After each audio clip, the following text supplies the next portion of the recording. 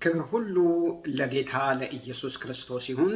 እንደምን ሰነበታችሁ የተወደዳችሁ ቅዱሳን? ዛሬ የምንማረው ስለ ስድስቱ መቅደሶች ነው። ከባለፈው ትምህርት የሚቀጥል ነው። የባለፈው ትምህርት ካስታወሳችሁ ክርስቶስ ኢየሱስ ለምን ሥጋ ለበሰ? ለምን የባሪያን መልክ ለብሶ መጣ? ለምን ዝቅ አለ ብለን በምናነሳበት ጊዜ 7 ሐሳቦችን አንስተናል። ዛሬ 7ኛውን ነው የምናብራራው። ትንሽ ለመከለስ ያክል ግን ጌታችን ኢየሱስ ክርስቶስ ሥጋ የለበሰበትን ምክንያት በዮሐንስ ወንጌል ምዕራፍ 1 ሙሉውን ዳሰሳ አድርገን አለፍ ብዬ በደንብ አድርጌ አስቀምጫለሁ እዛ ላይ። እንግዲህ አንደኛ ጌታችን ኢየሱስ ክርስቶስ ሥጋ የለበሰበት ምክንያት አንደኛ የእግዚአብሔርን ሕይወት ለሰው ልጆች ለማካፈል ነው።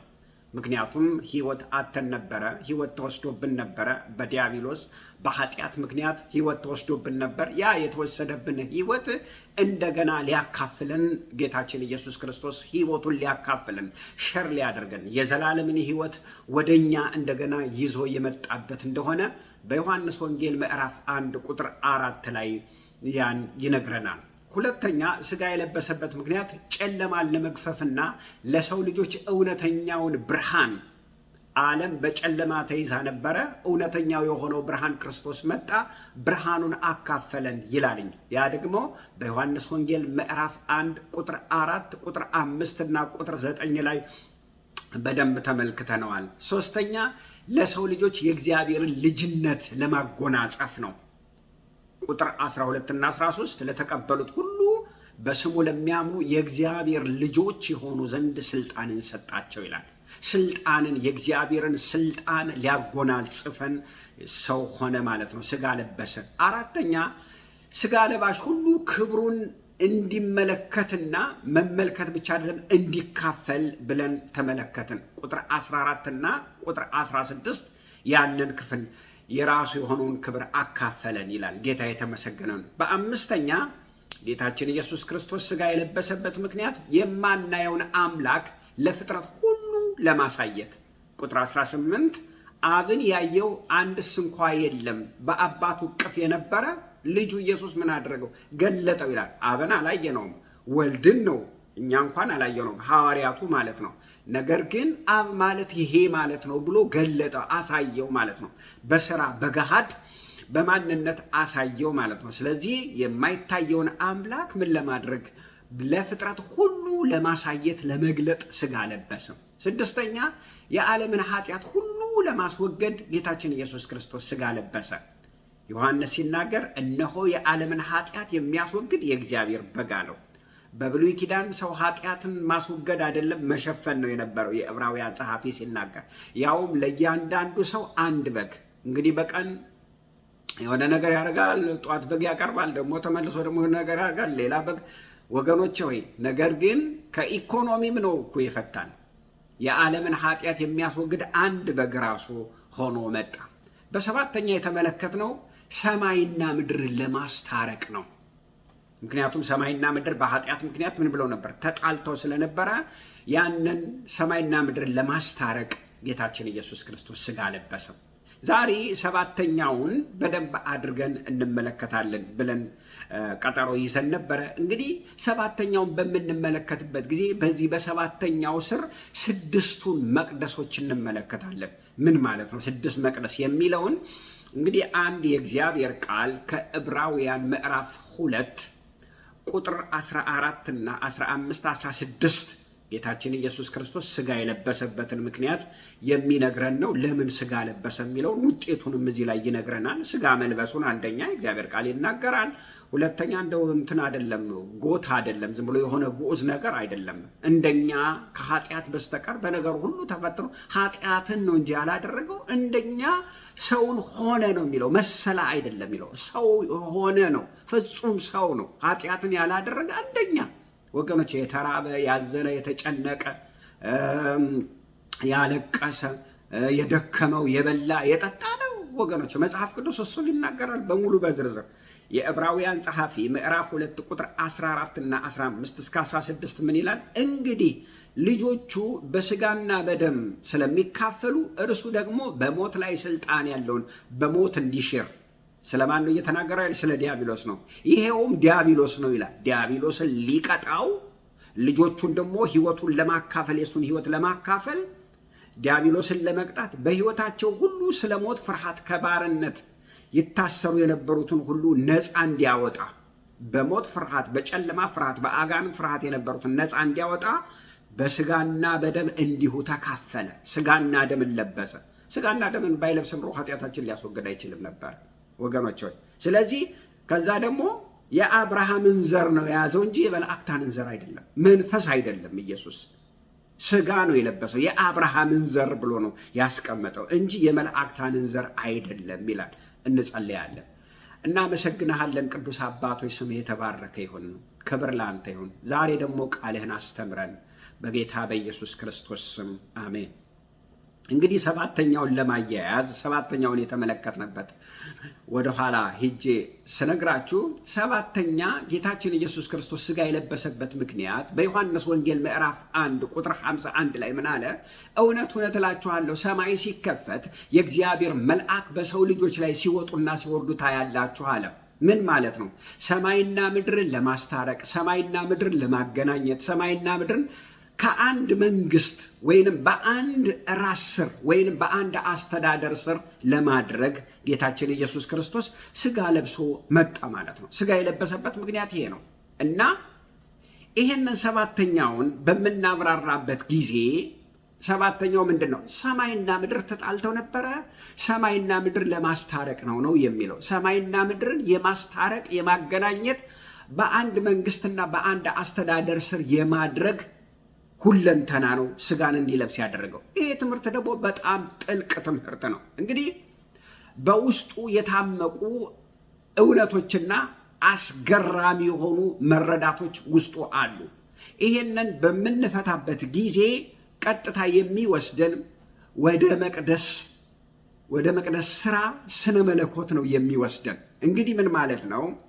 መጽሐፍ ቅዱሳችንን በምናነብበት ጊዜ ከዘፍጥረት ምዕራፍ 1 እስከ ዮሐንስ ራእይ ምዕራፍ 22 ስንመለከት በውስጡ የተሰናሰለ አንድ ወጥ ገመድ በውስጡ የተዘረጋ የመቅደስ ጉዳይ ነው የሚነግረን። ምንድን ነው ይሄ የመቅደስ ጉዳይ በምንልበት ጊዜ እግዚአብሔር በመጀመሪያ ሰማይና ምድርን ፈጠረ ይላል አይደል? ከዘፍጥረት ሲጀምር ፈጠረ ሲል የምንመለከተው መንፈሳዊ ዓለም እንዳለ ነው። እሱ መንፈሳዊ ዓለም ሆኖ ከዛስ ግዑዙን ዓለም ሰማይና ምድርን ፈጠረ ይላል። ስለዚህ አንድ መንፈሳዊ ዓለም አለ። ሁለተኛ ደግሞ ግዑዙ ዓለም ሲፈጠር እንመለከታለን። እግዚአብሔር የት ነው የሚኖረው ስንል በመንፈሳዊው ዓለም ነው፣ በሰማያዊው ዓለም ላይ ነው ያለው። እንግዲህ ሰማይ ስንል ቀና ብለን የምናየው ሰማያዊውን ነገር አይደለም፣ ወይንም ላይ ያሉትን ከዋክብት ማለታችን አይደለም። እነሱ ብዙ የመሬት አይነቶች ናቸው፣ ግዑዝ ናቸው፣ ፍጥረታዊ ነገር ናቸው። ከዚያስ መሬት ናቸው፣ በቃ ሰፋፊ ትልልቅ መሬቶች ናቸው። የኛን መሬት የሚበላለጡ በስንት ሚሊዮን የሚበላለጡ ትልልቅ መሬቶች ናቸው፣ የሚዳሰሱ ናቸው፣ አካላዊ ናቸው። ነገር ግን ሰማይ ስንል መንፈሳዊውን ዓለም ማለታችን ነው። ስለዚህ ሰማይ በምንልበት ጊዜ የሰማይና የምድርን መጋጠም ነው እየተናገረ ያለው። የሰማይና የምድር መጋጠም መቅደስ ማለት ነው፣ እግዚአብሔር የሚገናኝበት ማለት ነው። በውስጡ እንግዲህ ይሄ መቅደስ ማለት የሰማይና የምድር መጋጠምና በውስጡ የእግዚአብሔር ማደር አለው ማለት ነው። የእግዚአብሔር ሕይወትና ሕልውናን ሲያጥለቀልቀው ክብሩ ሲገለጥ ያ ምን ይባላል? መቅደስ ይባላል። የተጣላው መሬት የተጣላው ሰማይ ከእግዚአብሔር ጋር ሲገናኝ የእግዚአብሔርን ማደር አመጣ ማለት ነው። ስለዚህ የምናውቃቸው ድንኳኖች በሙሴም ሆኑ በሰለሞን የተሰሩት መቅደሶች ከመምጣታቸው በፊት መጽሐፍ ቅዱስ መቅደስ ብሎ የሚነግረን ሰማይንና ምድርን ነው። ሰማይና ምድርን ነው። በደንብ አድርጌ ያስረዳቸዋል። እግዚአብሔር በሰማይ የሚኖር አምላክ ነው። ለምንድን ነው ምድርን የፈጠረበት ብላችሁ ለምሳሌ ብትጠይቁ እግዚአብሔር በሰማይ ያለውን ክብሩን፣ በሰማይ ያለውን ፍቅሩን፣ በሰማይ ያለውን በጎነቱን፣ በሰማይ ያለውን ጽድቁን፣ በሰማይ ያለው ኃይሉን፣ በሰማይ ያለውን ስልጣኑን በምድር ለማድረግ ነው፣ ለማደር ነው፣ ሼር ለማድረግ ነው። ሰማይና ምድርን መግጠም ነው። ምክንያቱም ተለያይተው ስለነበረ እና ይሄን በኃጢአት ምክንያት በሰው ልጆች ውድቀት ምክንያት ትልቅ እክል ገጠመው። ሰማይና ምድር በአዳምና በሔዋን ምክንያት ከዛም የሱ ልጆች ስለሆኑ በሱ ምክንያት ሰማይና ምድር ትልቅ እክል ገጠመው በኃጢአት ምክንያት። በኋላ እግዚአብሔር ለሙሴ ምን አለው? እስራኤልን ከመረጠ በኋላ ከአብርሃም ዘር እስራኤልን ከመረጠ በኋላ ምን አለው? በተራራው ላይ አንዲት መቅደስ ያሳየዋል ማለት ነው። በራእይ በቪዥን ያሳየዋል ማለት ነው። ያሳየውና ልክ እንደዚህ እንዳሳየው ምሳሌ በጥንቃቄ ይችን ድንኳኗን ስራልኝ እኔ ከህዝቡ ጋር እንድገናኝ አለ። ተመልከቱ። አንደኛው መቅደስ የሰማይና የምድር መጋጠም ነው። የእግዚአብሔር ማደሪያ እሱ ነው። ሁለተኛው ይሄ ሲበላሽ ሰማይና ምድር በኃጢአት ምክንያት ሲበላሽ እግዚአብሔር አንድን ህዝብ ጠራና አንድን ህዝብ መረጠና ከአብርሃም ዘር አመጣና አብርሃምን ከጣዖት ዘር አውጥቶ እሱን በእሱ ውስጥ ይስሐቅን፣ ከዚያ ያዕቆብ መጣ። ያዕቆብ ነው እስራኤል፣ አብርሃም አይደለም። ከዚህ ዘር ውስጥ ሙሴን አመጣና ህዝቡን አመጣና ምን አለው? በተራራው ላይ እንዳሳየሁህ ምሳሌ አድርገ ድንኳን ስራልኝ፣ ከህዝቡ ጋር መገናኘት ፈልግ። ለምን? ይህ በፊቱ ስለተበላሸ ማለት ነው። ያ የእግዚአብሔር ማደሪያ ሰማይና ምድር በሰው ኃጢአት ምክንያት ስለተበላሸ አሁን ቀረብ ብዬ ከህዝቡ ጋር መገናኘት እፈልጋለሁ። ስለዚህ ምን ስራልኝ? መቅደስ ስራልኝ፣ ድንኳን ስራልኝ አለ እና ይሄ እንግዲህ የብሉይ ኪዳኑ መቅደስ 3 ስም እንዳለው ታውቃላችሁ። አንደኛ የማደሪያው መቅደስ፣ ሁለተኛ የመገናኛው ድንኳን፣ ሶስተኛ የምስክሩ ድንኳን ተብሎ በሶስት መንገድ እንግዲህ ምስክር እግዚአብሔር በመካከል የሆነበት፣ የማደሪያው ሲል ደግሞ የእግዚአብሔር ማደሪያ ማለት ነው። የመገናኛው ሲል ደግሞ እግዚአብሔር ከህዝቡ ጋር የሚገናኝበት ማለት ነው እና ይሄ ድንኳን በሚሰራበት ጊዜ 3 ክፍሎች አሉት። አንደኛው አደባባይ ነው። አደባባይ እንደምታውቁት አደባባይ ላይ መሰዊያው ሰው በጉን እየያዘ እየገባ ለካህኑ እያሳየ መስዋዕት የሚደረግበት የኃጢአት ስርየት የሚደረግበት ነው። መሰዊያ ያለበት ነው። አጠገብ ደግሞ ሰን የምትባላለች በብር የተሰራች ካህናት እጃቸውን እግራቸውን እየታጠቡ ወደ ቅድስተ ቅዱሳን የሚገቡበት ማለት ነው። ከዚያ ሶስተኛው ደግሞ እንግዲህ የመጀመሪያው አደባባይ አለ። ሁለተኛው ወደ ክፍሏ ውስጥ ስትገቡ 2 ክፍል አለች። ቅድስት አለች። ቅድስት ውስጥ መቅረዝ አለ፣ ማጨሻ ማለት ነው።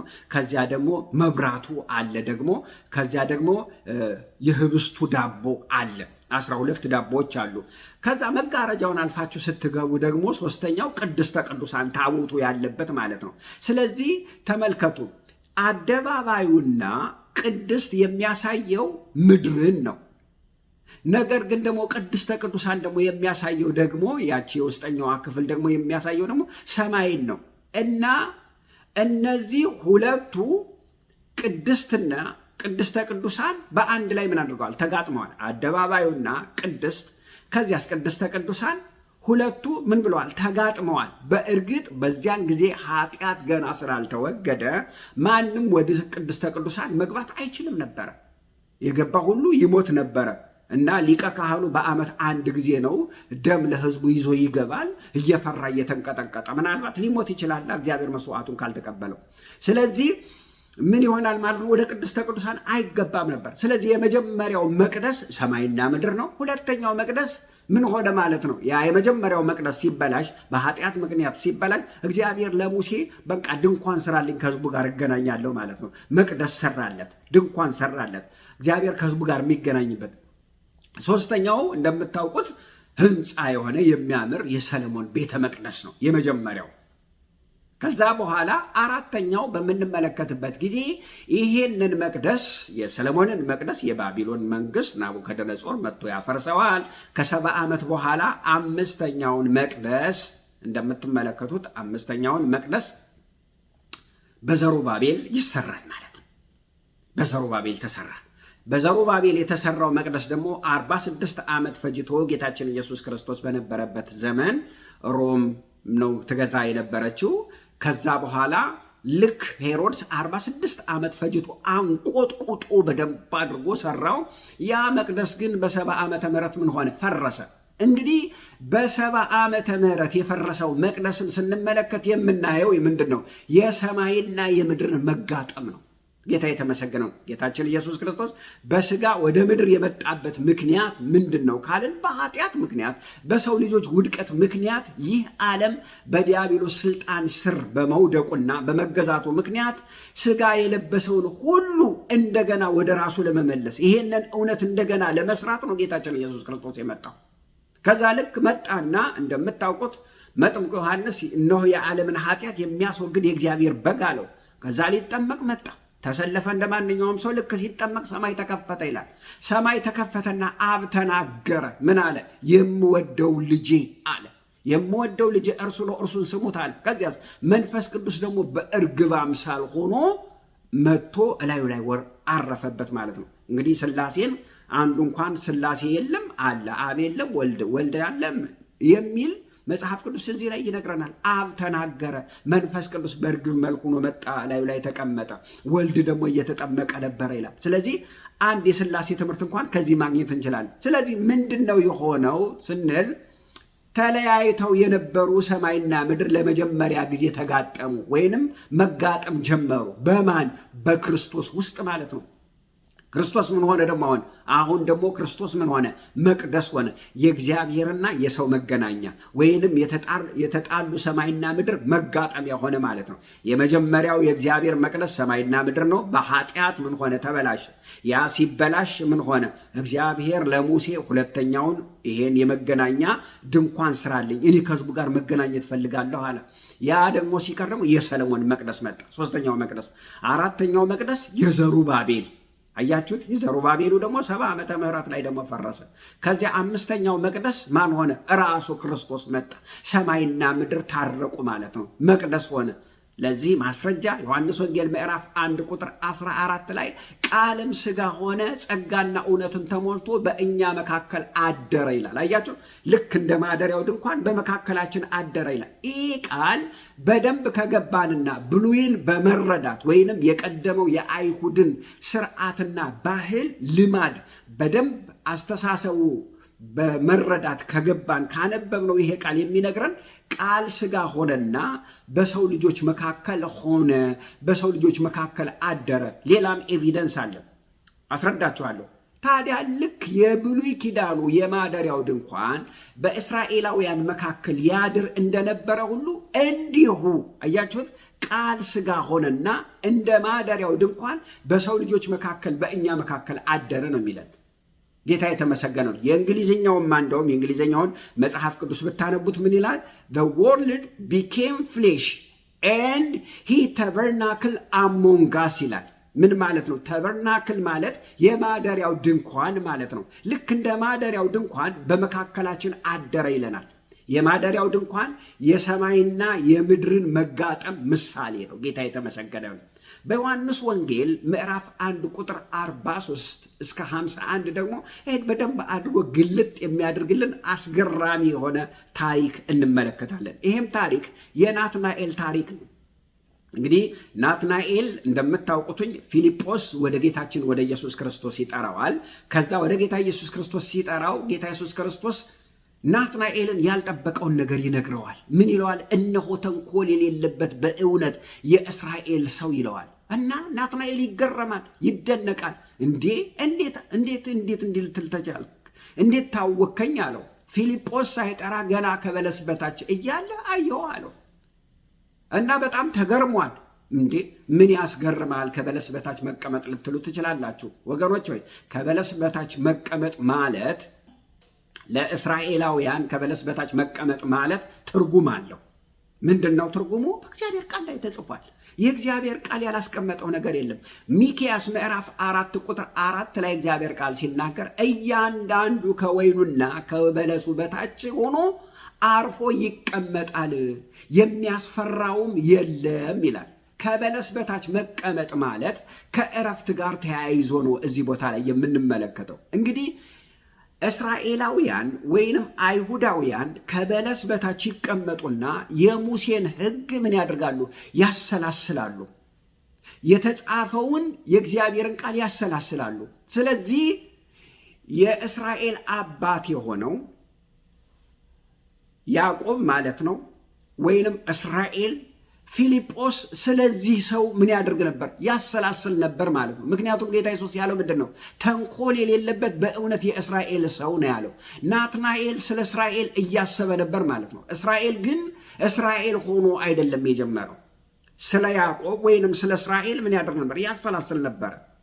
ታዲያ እስራኤል ወይንም ያዕቆብ እስራኤል ሆኖ ነው የጀመረው? አይደለም። የጀመረው እስራኤል ሆኖ ሳይሆን ያዕቆብ ሆኖ ነው የጀመረው። ያዕቆብ ማለት ደግሞ እንደምታውቁት አታላይ ነው። አባቱን አታሏል። እኔ ኤሳው ነኝ ብሎ አታሏል። ከዚያስ ወንድሙን በምስር ወጥ አታሏል። ከዚያ ላባንም አታሏል።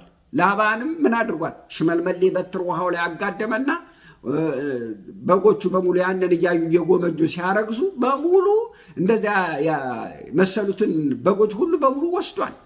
አታሏል፣ አጭበርብሯል። ወንድሙን አባቱን ላባን ሁሉ አታሏል። ላባን አታሏል። ያላታለለው የለም ወገኖች። ነገር ግን አሁን በእውነት በጲኒኤል ተራራ ላይ ግን ከመልአክ ጋር ታገለ፣ ከእግዚአብሔር ጋር ታገለ። ከዚያስ ካልባረከኝ አልለቅህም አለ። አሁን ግን እግዚአብሔር ማታለል ይችላል? አይችልም።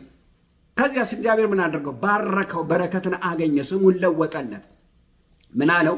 ከተንኮለኝነት ወደ እግዚአብሔር ልዑልነት ቀየረው ማለት ነው። ምክንያቱም እስራኤል ማለት የእግዚአብሔር ልዑል ወይንም አሸናፊ ማለት ነው። ስለዚህ ናትናኤል ወደ ኢየሱስ ሲመጣ ጌታችን ኢየሱስ ክርስቶስ ያለው ምንድን ነው? በእውነት ተንኮል የሌለበት የተለወጠ እውነተኛ የእስራኤል ሰው ብሎ ጌታችን ኢየሱስ ክርስቶስ ስለ ናትናኤል ሲናገር እንመለከታለን። ወገኖች ሆይ ለምንድን ነው ከያዕቆብ ጋራ ለምን አገናኘው በምንልበት ጊዜ ለምንድን ነው የተገናኘው በምንልበት ጊዜ ያዕቆብ አታላይ ነበረ፣ አጭበርባሪ ነበረ። ከዛ በኋላስ እግዚአብሔር ለወጠው ማለት ነው። ይህንን ደግሞ ራሱ ዝቅ ብሎ ይነግረናል፣ መለወጡን ይነግረናል። ከእግዚአብሔር ጋር ታገለ አታላዩ፣ ከመልአኩ ጋር ታገለ አታላዩ፣ ኋላስ ተለወጠ፣ እግዚአብሔር ለወጠው ማለት ነው። ጌታ ይመስገን። ነገር ግን ናትናኤል በዚህ ሲደነቅ ሲገረም፣ እንዴ ለምን ትደነቃለህ? ለምን ትገረማለህ? ገና ከዚህ የሚበልጥ ነገር ታያለህ ብሎ ያስደንቀዋል። ምን ማለት ነው? ከዚህ የበለጠ ነገር ምን ሊያይ ይችላል በምንልበት ጊዜ ወገኖች ሆይ የሚበልጠውማ ያዕቆብ ምንድን ነው የሆነለት በምንልበት ጊዜ ያዕቆብ ወንድሙን ካታለለ በኋላ ወንድሙ እገለዋለሁ አለ ይላል። እገለዋለሁ ሲል እናቱ እንደሚገለው ስላወቀች ወደ ወንድሟ ወደ ላባ ላከችው። ስትልከው ሲሄድ ወንድሟ ጋር ሳይደርስ ላባ ጋር ሳይደርስ መሸ ይላል እና የነበረባት ቦታ ሎዛ ትባላለች። እዛ ሎዛ የምትባለው ቦታ ላይ አንዲት ድንጋይ ሳባ አደረገና ተኛ ማለት ነው። ልክ ሲተኛ ምን ሆነ? አንድ መሰላል ሰማይ ላይ ተዘርግቶ ይመለከታል። ሰማይ ላይ አንድ መሰላል ተዘርግቶ ከላይ እግዚአብሔር አለ። በመሃሉ በመሰላሉ ላይ ማን ይመላለሳል? መላእክታን ይመላለሳሉ። እሱ ደግሞ ከስር አለ። ያን ይመለከታል። ወገኖች ምን ማለት ነው? ተቋርጠው ተለያይተው የነበሩ ሰማይና ምድር መሰላል ተደርጎ በመካከል መላእክታን እየተገናኘ ሰማይና ምድር ሲታረቁ ነው የተመለከተው። ለዚህ ነው ጌታችን ኢየሱስ ክርስቶስ ማረጋገጫውን ሲናገር እውነት እውነት እላችኋለሁ ሰማይ ሲከፈቱ የእግዚአብሔር መልአክ በሰው ልጅ ላይ ሲወጡና ሲወርዱ ታያላችሁ ብሎ ያ መሰላል እሱ ራሱ እንደሆነ ይነግረናል። በሰው ልጅ ላይ ነው የሚለው። በሰው ልጅ ላይ የሰው ልጅ ማለት ነው ጌታችን ኢየሱስ ክርስቶስ የያዕቆብን ምሳሌ ያደረገና ያ ጥላ ነው። አሁን ግን የእግዚአብሔር መልአክ በሰው ልጅ ላይ ሲወጡና ሲወርዱ ታያላችሁ ብሎ ጌታችን ኢየሱስ ክርስቶስ ስለ ራሱ ይናገራል። ስለዚህ የኢየሱስ ክርስቶስ ተልእኮ ሥጋ የለበሰበት ምክንያት ሰውና እግዚአብሔርን ለማስታረቅ ነው። አምስተኛ መቅደስ ሆኖ የተለያዩትን ሰማይና ምድር ለማገናኘት ነው። መንፈሳዊውና ግዑዙን ዓለም የተለያዩትን ለማገናኘት ነው። ሰማይና ምድርን አገናኘ፣ ሰውንና እግዚአብሔርን አስታረቀ። ከዚያስ ወገኖች ራሱ መቅደስ ሆነ። ከዚያስ ሰዎችን ደግሞ መቅደስ ለማድረግ ደግሞ ነው ጌታችን ኢየሱስ ክርስቶስ የመጣ። ስለዚህ የተለያዩትን ሰማይና ምድርን በማገናኘት ራሱ መቅደስ ሆነ። ጌታ የተመሰገነ ነው። ራሱ መቅደስ እንደሆነ ደግሞ ራሱ በቃሉ ተናግሯል። ራሱ በዮሐንስ ወንጌል ምዕራፍ 2 ቁጥር 13 ጀምሮ እስከ 20 በምትመለከቱበት ጊዜ ጌታችን ኢየሱስ ክርስቶስ ወደ ኢየሩሳሌም ሄደ ይላል። ወደ ኢየሩሳሌም ሄደና ወደ መቅደስ ገባ። ወደ መቅደስ ገብቶ መቅደሱ በሙሉ በነጋዴዎች ተሞልቶ ነበር። በአህያዎች፣ በላሞች፣ በርግቦች፣ በሻጮች፣ በነጋዴዎች ሁሉ ተጥለቅልቆ ነበረ።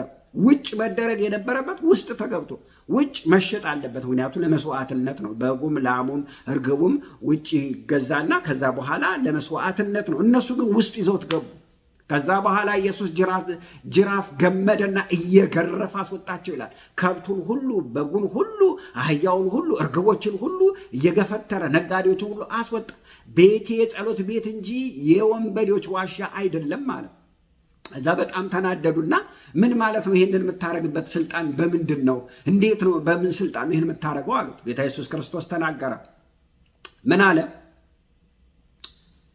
እንደሚገሉት ስላወቀ ይሄንን መቅደስ አፍርሱት፣ በ3 ቀን እኔ እሰራዋለሁ አለ። እንዴ ተናደዱ። ሄሮድስ 46 ዓመት ፈጅቶ የሰራው መቅደስ እንዴት ነው ፈርሶ በ3 ቀን የምትሰራው አሉትኝ። ጌታ ኢየሱስ ክርስቶስ ግን እንደሚገሉት ስላወቀ ስለ ሞቱ እየተናገረ ነው። እንደሚገሉት ስላወቀ ትገሉኛላችሁ፣ በ3ኛው ቀን እነሳለሁ ነው። እውነት ነው። ጌታ ኢየሱስ ክርስቶስን ሰቀሉት፣ ገደሉት፣ ስጋውን በመቃብር ውስጥ አስቀመጡ። በ3ኛው ቀን ግን ራሱን አስነሳ።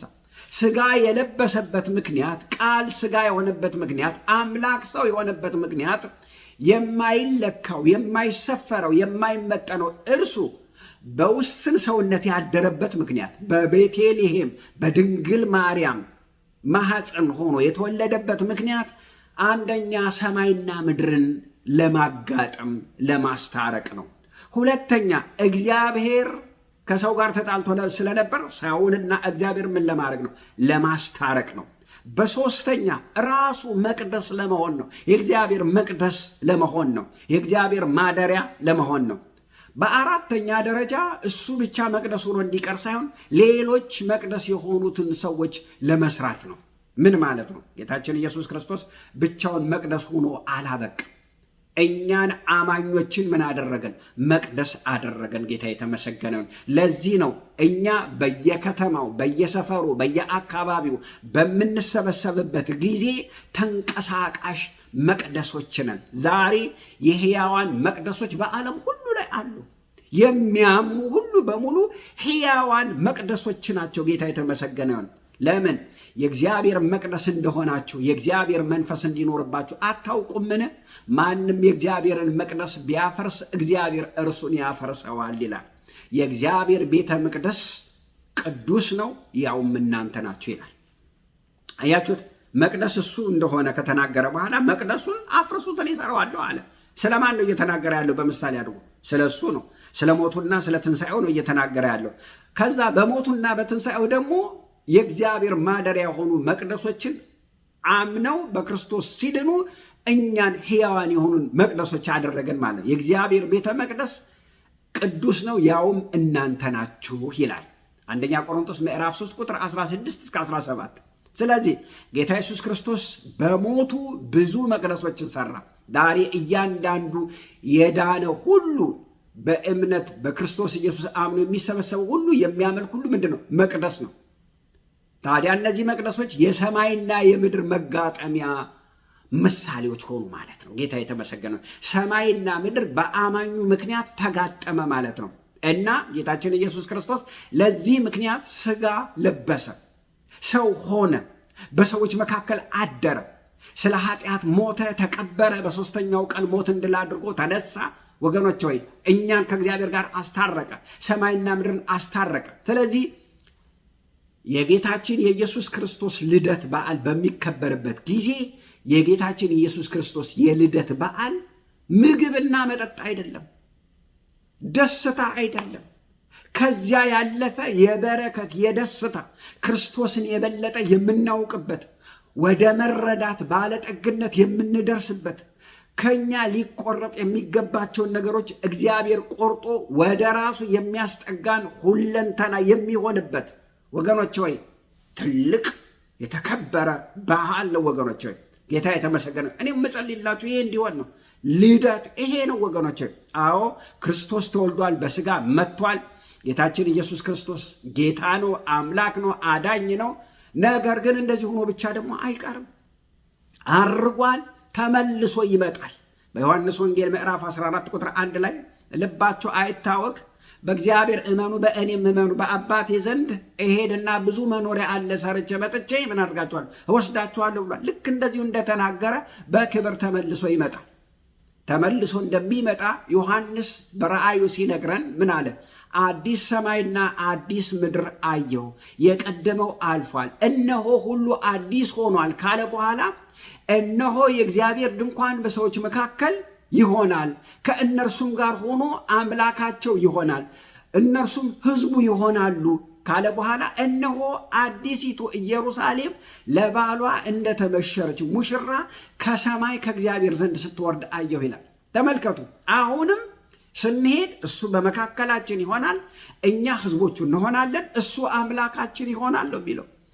ራእይ ምዕራፍ 22 የሚናገረው ይሄን ነው። ራእይ ምዕራፍ 21 የሚናገረው ይሄን ነው። ምን ይላል? አዲስ ሰማይና አዲስ ምድር አየሁ። ይሄ የተበላሸው በኃጢአት ምክንያት የተበላሸው ያልፋል ይላል። ጌታ የተመሰገነ። ከዚያስ አዲስ ሰማይ አዲስ ምድር፣ እነሆ የእግዚአብሔር ድንኳን በሰዎች መካከል ይሆናል። ድንኳን የሚለው ክርስቶስን ነው። በመካከላቸው ይሆናል። እነሱ ልጆቹ ይባላሉ፣ እሱ ደግሞ አምላካቸው። በመካከላቸው ድንኳኑ ስራው ምንድን ነው? በመካከል ይሆንና እግዚአብሔር ከሕዝቡ ጋር ይገናኝ ነበረ። የሰማይና አዲሲቱ ኢየሩሳሌም መታ ምን ትሆናለች? እዛ አዲሱ ሰማይና ምድር ላይ ትቀመጣለች ይላል። የሰማይና የምድርን መታረቅ ያሳየናል። ሐዋርያ ጳውሎስ በደንብ አድርጎ የሰማይና የምድርን ጋብቻ ነግሮናል። በኤፌሶን ምዕራፍ 1 ቁጥር 10 ላይ ምን ይላል? ጸጋውን በእውቀትና በጥበብ በአእምሮ ሁሉ አበዛልን ይላል። ከዛስ በዘመን ፍጻሜ ይደረግ ዘንድ ያለውን ሐሳቡን አስታውቆናልና። ምንድን ነው እሱ? ሐሳቡማ በሰማይና በምድር ያለውን ሁሉ በክርስቶስ ኢየሱስ ለመጠቅለል ነው ይላል። በክርስቶስ አንድ ለማድረግ ነው። ሰማይና ምድርን ጠቅልሎ በክርስቶስ አንድ ለማድረግ ነው። የተበላሸውን ሁሉ የራሱ ማደሪያ ያደርገዋል፣ ይጠቀልለዋል ይላል። ስለዚህ እኛም ስንጸልይ የታዘዝነው ምንድን ነው? መንግሥት ትምጣ፣ ፈቃድ በሰማይ እንደሆነች እንዲሁ በምድር ትሁን ብላችሁ ጸልዩ አለ። ይሄ የሚያሳየው ምንድን ነው? የሰማይና የምድር መጋጠም ነው የሚያሳየው። ስለዚህ በእኛ ሕይወት ጌታ የተመሰገነ፣ በእኛ ሕይወት ሰማይና ምድር የሚጋጠምበት የእግዚአብሔር በረከትና ሕልውና እናንተን፣ ቤተሰባችሁን፣ ሁለንተናችሁን የሚያጥለቀልቅበት ጊዜ እንዲሆን በጌታ በኢየሱስም እኔ እጸልይላችኋለሁ፣ እባርካችኋለሁ። በጌታ በኢየሱስም በሕይወታችሁ እግዚአብሔር ትውልድን የሚያስታርቅበት ሕልውናውን የምታዩበት በዘራችሁ የእግዚአብሔርን ክብር የምታሳዩበት እንድትሆኑ በጌታ በኢየሱስ ስም ጸልያለሁ። ስለዚህ 6 መቅደሶችን ተመለከትን። አንደኛ ሰማይና ምድር የእግዚአብሔር መቅደስ የእግዚአብሔር ማደሪያ ነበሩ። ይሄ ሰማይና ምድር እንደምታዩት በኃጢአት ምክንያት ተበላሸ። ከዚያ እግዚአብሔር ሙሴን ምን አለው? እኔ ልክ እንዳሳየው አድርገህ የማደሪያውን ድንኳን መቅደስ ስራልኝ አለ። ሁለተኛው መቅደስ። ሶስተኛው መቅደስ የሙሴ ሲቀር የምድረ በዳው ማለት ነው ሰለሞን የሰራው መቅደስ ነው። አያችሁት? በሶስተኛ። አራተኛ ዘሩባቤል የሰራው መቅደስ ነው። አምስተኛ ከዘሩባቤል በኋላ ክርስቶስ ኢየሱስ ራሱ መቅደስ ሆነ፣ የእግዚአብሔር ማደሪያ ሆነ። ስድስተኛ በሞቱና በትንሣኤው አማኞችን በክርስቶስ ኢየሱስ ያሉትን አማኞችን የእግዚአብሔር ማደሪያ ድንኳን መቅደስ የምንላቸው ምን ማለት ነው? የእግዚአብሔር ማደሪያ ነው። አንቺ የእግዚአብሔር ማደሪያ ነሽ። አንተ የእግዚአብሔር ማደሪያ ነህ። አንደኛ ቆሮንቶስ ምዕራፍ 3 ቁጥር 15 ጀምሮ ያነበብ ነው። የእግዚአብሔር መቅደስ ቅዱስ ነው፣ ያውም እናንተ ናችሁ ይላል። ወገኖች ሆይ እግዚአብሔር ማስተዋል ይስጠን። አንተ የእግዚአብሔር ማደሪያ ነህ። እንደፈለክ መሆን አትችልም። እንደፈለክ መናገር አትችልም። ክርስቶስን የተሸከምከን የእግዚአብሔር ማደሪያ ነህ። እግዚአብሔር በልብ ውስጥ አለ፣ በአካል ውስጥ አለ። አንተ የእሱ ታቦት ነህ። እሱን ተሸክመሃል። በጥንቃቄ በዘመኑ ሁሉ መመላለስ እንዲሆንልሽ እጸልያለሁ።